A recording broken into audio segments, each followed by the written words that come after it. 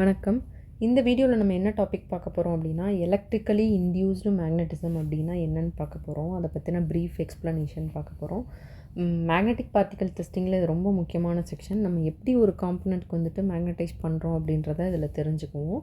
நான் Muthulakshmi Kanagaraj, quality expert, ASNT level 3 in all methods, API, PMP and ஃப்ரூசியோ level 3 certification holder. First, electrically induced magnetism அப்படின்னா என்ன? பேசிக்காக நம்மளுக்கு தெரியும், ஒரு மேக்னெட் வந்துட்டு மேக்னட்டிசம் ஆகும். ஸோ அந்த காந்தத்துலேருந்து காந்தத்தன்மை இருக்கும் அப்படின்றது நமக்கு தெரியும். ஆனால் எலக்ட்ரிசிட்டியை யூஸ் பண்ணி கூட நம்ம வந்துட்டு மேக்னெட்டிக் ஃபீல்டை க்ரியேட் பண்ணலாம். அப்படி பண்ணால் நம்ம டெஸ்ட் பண்ணுற பார்ட்டில் என்ன டிஃபெக்ட்ஸ் இருக்குது அப்படின்றத ஈஸியாக நம்மளால் கண்டுபிடிக்க முடியும். நம்ம ஃபஸ்ட் பார்க்க போகிற டாபிக் சர்க்குலர் மேக்னடைசேஷன். அதோட பேசிக் பிரின்சிபல் என்ன அப்படின்னு பார்க்கலாம். இது எப்படி ஃபார்ம் ஆகுது அப்படின்னா, சர்க்குலர் மேக்னட்டிசம் எப்படி ஒர்க் ஆகும் அப்படின்னா, கண்டக்டர் அண்ட் கரண்ட் ஃப்ளோ, இது ரெண்டு தான் இப்போது நம்மளுக்கு தேவையான ஒன்று. கரண்ட்டை சப்ளை பண்ணும்போது பேசிக்காக கண்டக்டர் அப்படின்னா என்னன்றதை நம்ம ஸ்கூல் டேஸ்லேயே படிச்சிருப்போம். கண்டக்டர் அப்படின்னா ஒரு கடத்தி அப்படின்னு சொல்லுவோம். கரண்ட்டை வந்துட்டு கடத்துறதுக்கான கடத்தி அப்படின்னு சொல்லுவோம். இப்போ வுட்டு வந்துட்டு குட் கண்டக்டராக பேட் கண்டக்டரான்னு கேட்டால் பேட் கண்டக்டர், ஏன்னா வுட்டில் வந்துட்டு கரண்ட் பாஸ் ஆகாது. சேம் டைம் நம்ம மெட்டல் எடுத்துக்கிட்டோம் அப்படின்னா மெட்டலில் வந்துட்டு கரண்ட் பாஸ் ஆகும், அது வந்துட்டு ஒரு குட் கண்டக்டர். ஸோ மெட்டலில் நம்ம எந்த மெட்டல் வேணால் எடுத்துக்கலாமா அப்படின்னா இல்லை. ஃபெரோ மேக்னெட்டிக் மெட்டீரியல் இதில் எடுத்துக்கிட்டோம் அப்படின்னா அதில் நம்ம ஃபெரோ மேக்னெட்டிக் மெட்டீரியல்ஸை நம்ம வந்துட்டு கண்டக்டராக யூஸ் பண்ணும்போது மேக்னடைசேஷன் வந்துட்டு இன்னும் அதிகமாக இருக்கும். ஸோ கண்டக்டர் மூலமாக நம்ம கரண்ட்டை வந்துட்டு கடத்தும் போது மேக்னெட்டிக் ஃபீல்டு ஃபார்ம் ஆகும்.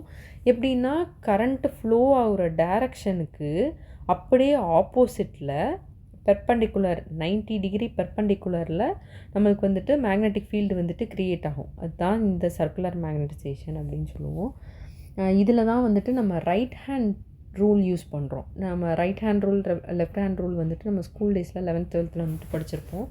ரைட் ஹேண்ட் ரூல்னால் ஒன்றும் கிடையாது. உங்கள் தம்பை வந்துட்டு கரண்ட் ஃப்ளோ ஆகிற டைரக்ஷனில் காட்டினீங்கன்னா உங்கள் விரலை சுற்றி இருக்கிற மாதிரி, உங்கள் விரலை அதாவது விரல்கள் சுற்றி இருக்கிற மாதிரி இருக்கும் இல்லையா, அதுதான் வந்துட்டு மேக்னெட்டிக் ஃப்ளக்ஸோட டைரக்ஷனை காட்டும். ஸோ மேக்னெட்டிக் லைன்ஸ் எல்லாம் வந்துட்டு கரண்ட் ஃப்ளோக்கு பெர்பெண்டிகுலராக தான் இருக்கும். ஃபெரோ மேக்னெட்டிக் டெஸ்ட் ஆப்ஜெக்டில் இது சர்க்குலர் மேக்னெட்டிக் ஃபீல்ட்ஸ் வந்துட்டு க்ரியேட் பண்ணும். இதுக்கு சர்க்கம்ஃபரன்ஷியலாக மேக்னடைசேஷனுக்கு கூட பேர், சர்க்கம்ஃபரன்ஷியல் மேக்னடைசேஷன் அப்படின்றதும் ஒரு பேர். ஸ்பெஷாலிட்டி என்ன அப்படின்னு பார்த்தோன்னா, இந்த ஃபீல்டில் ஃப்ளக்ஸு முழுவதும் மெட்டீரியலுக்குள்ளேயே சுற்றி இருக்கும். ஸோ இப்போ கண்டக்டர் மூலமாக தான் நம்ம கடத்துகிறோம் அப்படின்னும்போது அந்த கண்டக்டர் வந்துட்டு அந்த கண்டக்டருக்கு உள்ளேயும் சரி அது மேலேயும் சரி சர்க்குலர் மேக்னெட்டிக் ஃபீல்டு வந்துட்டு ஃபார்ம் ஆகிட்டே இருக்கும். இதுதான் வந்துட்டு சர்க்குலர் மேக்னடைசேஷன் அப்படின்னு சொல்லுவோம். போல்ஸ் ஃபார்ம் ஆகுமா அப்படின்னு கேட்டால் மேக்னெட்டிக் போல்ஸ் வந்துட்டு ஃபார்ம் ஆகாது. ஏன் அப்படின்னா, இப்போ ஒரு டிஸ்கண்டினியூட்டி இருக்குது, கிராக் மாதிரி இருக்குது அப்படின்னா ஃப்ளக்ஸ் லைனை வந்துட்டு க்ராஸ் பண்ணும் வரைக்கும் வந்துட்டு இது பண்ணும். மேக்னெட்டிக் போல்ஸ் வந்துட்டு எதுவுமே இதில் கிடையாது. ஒரு கிராக்கோ பிரேக்கோ இருக்குது அப்படின்னா நார்த் சவுத் போல் வந்துட்டு செப்பரேட்டாக ஃபார்ம் ஆகும். அப்படி இல்லைன்னா எங்கே இருந்து அந்த ஃப்ளக்ஸ் லைன்ஸ் வந்துட்டு க்ரியேட் ஆகுதோ அங்கே வரைக்கும் வந்துட்டு க்ராஸ் பண்ணும், ஃப்ளக்ஸ் லைன்ஸை க்ராஸ் பண்ணும். டிடெக்ஷன் எப்படி பண்ணும் அப்படின்னு கேட்டிங்கன்னா, மேக்னெட்டிக் பார்ட்டிகல்ஸ் வந்துட்டு கேதர் ஆகும்ல, எங்கே ஃப்ளக்ஸ் லீக்கேஜ் ஆகுதோ அங்கே மட்டும்தான் அந்த மேக்னெட்டிக் பார்ட்டிகல்ஸ் எல்லாம் கேதர் ஆகும். ஸோ அந்த கேதர் ஆகிற இடத்துல வந்துட்டு நம்ம டிஸ்கண்டினியூட்டிஸ் இருக்குது அப்படின்றத நம்ம ஈஸியாக ஐடென்டிஃபை பண்ணிக்கலாம். Next, field strength. Flux strength outer சர்ஃபேஸில் இருக்கும்போது ரொம்ப ஸ்ட்ராங்காக இருக்கும். சென்டரில் கரண்ட் ஃப்ளோ ஆகும்போது ஜீரோவாக இருக்கும். ஃபீல்டு ஸ்ட்ரென்த் வந்துட்டு அவுட்டர் சர்ஃபேஸில் ஜீரோவாக இருக்கும். நல்லா புரிஞ்சுக்கோங்க. அவுட்டர் சர்ஃபேஸில் நான் மாற்றி சொல்லிட்டேன். அவுட்டர் சர்ஃபேஸில் இருக்கும்போது ரொம்ப ஸ்ட்ராங்காக இருக்கும். சென்டரில் வந்துட்டு கரண்ட் ஃப்ளோ ஆகும்போது ஜீரோவாக இருக்கும். So strongest at the outer surface, zero at the centre. எப்போ கரண்ட்டு ஃப்ளோ ஆகுதோ அந்த டைமில். ஸோ இன்டர்னல், அதாவது சர்க்குலர் மேக்னடைசேஷன்னா என்ன அப்படின்றது இப்போ நம்ம கிளியராக பார்த்தாச்சு. இதில் வந்துட்டு மேக்னெட்டிக் போல்ஸ் எதுவும் கிடையாது. நம்ம கரண்ட்டை பாஸ் பண்ணும்போது அவுட்டர் சர்ஃபேஸில் வந்துட்டு ஸ்ட்ராங்கராக இருக்கும், சென்டரில் வந்துட்டு ஜீரோவாக இருக்கும். Next, inducing circular magnetisation. Circular மேக்னடைசேஷனில் இன்டியூசிங் மெத்தட்ஸ் என்னென்ன அப்படின்னு பார்த்தோம் அப்படின்னா, டைரக்ட் கான்டாக்ட் இருக்குது, இன்டர்னல் கான்டாக்ட் மெத்தட் இருக்குது. ஸோ டைரக்ட் கான்டாக்ட் மெத்தட் பார்த்தோம் அப்படின்னா, இதில் டெஸ்ட் ஆப்ஜெக்டை டெஸ்டிங் யூனிட்டோட கான்டாக்ட் பிளேட்ஸுக்கு நடுவில் கிளாம்ப் பண்ணுவோம். அதாவது இதுதான் வந்துட்டு இந்த காண்டாக்ட் பிளேட்ஸுக்கு நடுவில் வந்துட்டு நம்ம வந்துட்டு நடுவில் கிளாம்ப் பண்ணி வைக்கும்போது கரண்ட்டை வந்துட்டு டைரெக்டாக பார்ட்டுக்கு உள்ளே வந்துட்டு ஃப்ளோ ஆகும். பார்ட்டுக்கு உள்ளேயே வந்துட்டு கரண்ட்டை நம்ம ஃப்ளோ ஆகும்போது சர்க்குலர் ஃபீல்டை வந்துட்டு இன்டியூஸ் பண்ணும். இதுதான் வந்துட்டு டைரக்ட் காண்டாக்ட் மெத்தட் அப்படின்னு சொல்லுவோம். இது வந்துட்டு டைரெக்டாக வந்துட்டு எலக்ட்ரிக் கரண்ட்டை வந்துட்டு நம்ம பாஸ் பண்ணும்போது கண்டக்டருக்கு உள்ளேயே வந்துட்டு டைரெக்டாக ஃப்ளோ ஆகி சர்க்குலர் ஃபீல்டை வந்துட்டு இன்டியூஸ் பண்ணும். நெக்ஸ்ட்டு இன்டர்னல் கண்டக்டர் மெத்தட் அப்படின்னா, ஒரு கண்டக்டரை டியூபுக்குள்ளே வைப்போம். ஸோ கரண்ட்டு பார் வழியாக ஃப்ளோ ஆகும். கரண்ட் பார் வழியாக ஃப்ளோ ஆகும்போது அந்த டியூபுக்கு உள்ள சர்க்குலர் ஃபீல்டை வந்துட்டு க்ரியேட் பண்ணும். இதுதான் வந்துட்டு இன்டர்னல் கண்டக்டர் மெத்தட் அப்படின்னு சொல்லுவோம். இப்போ ஃபார் லாங் டியூப்ஸ் அப்படின்னா இன்சுலேட்டட் கண்டக்டர், எக்ஸாம்பிளுக்கு வந்துட்டு மெட்டல் ராட் எடுத்திருக்காங்க, ஒரு போர் வழியாக யூஸ் பண்ணுவோம். டியூபை வந்துட்டு உடன் பிளாங்க்ஸுக்கு மேலே வச்சு ஐசோலேட் பண்ணுவோம்.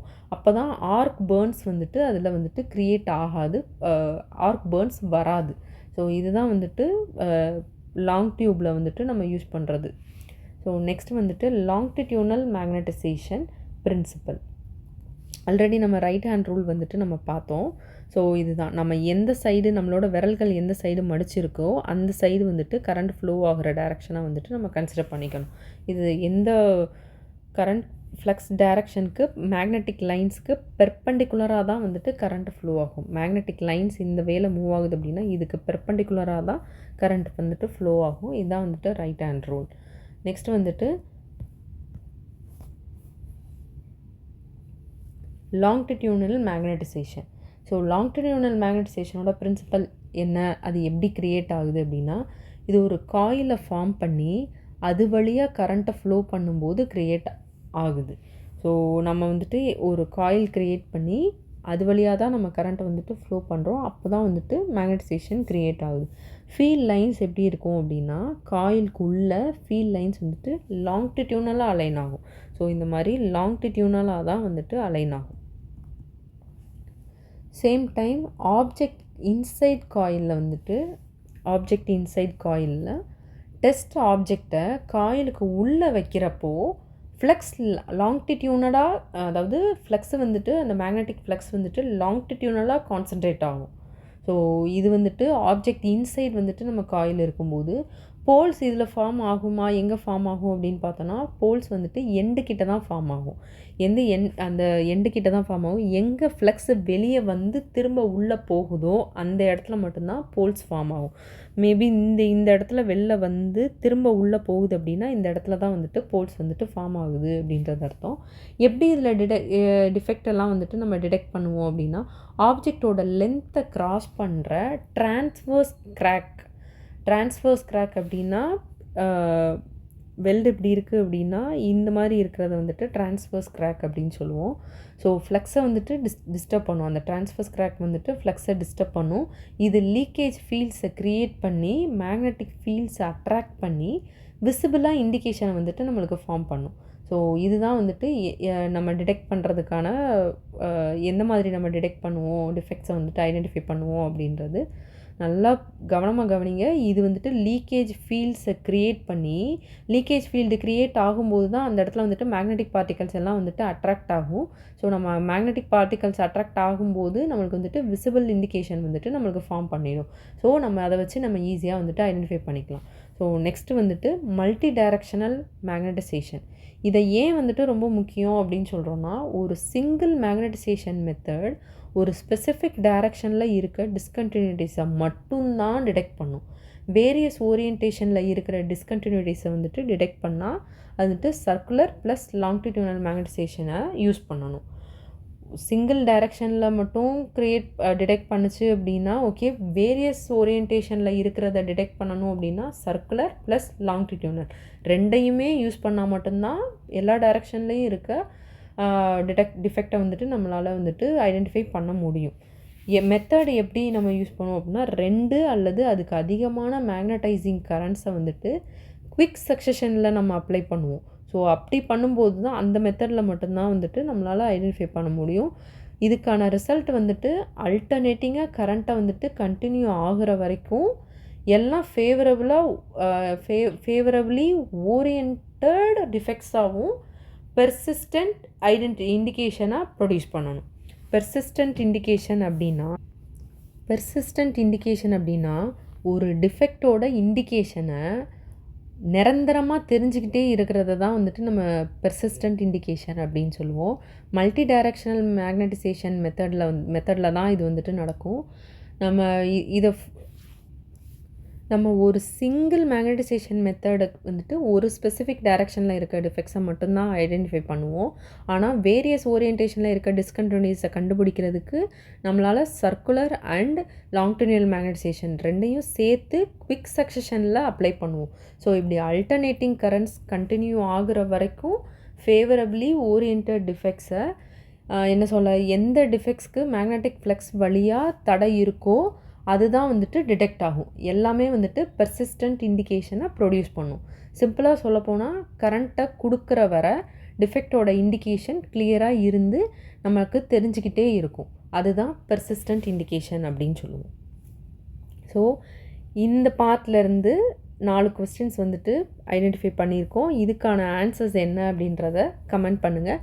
நெக்ஸ்ட் பார்ட் 5 வந்துட்டு நெக்ஸ்ட் வீடியோவில் பார்க்கலாம். தேங்க்யூ.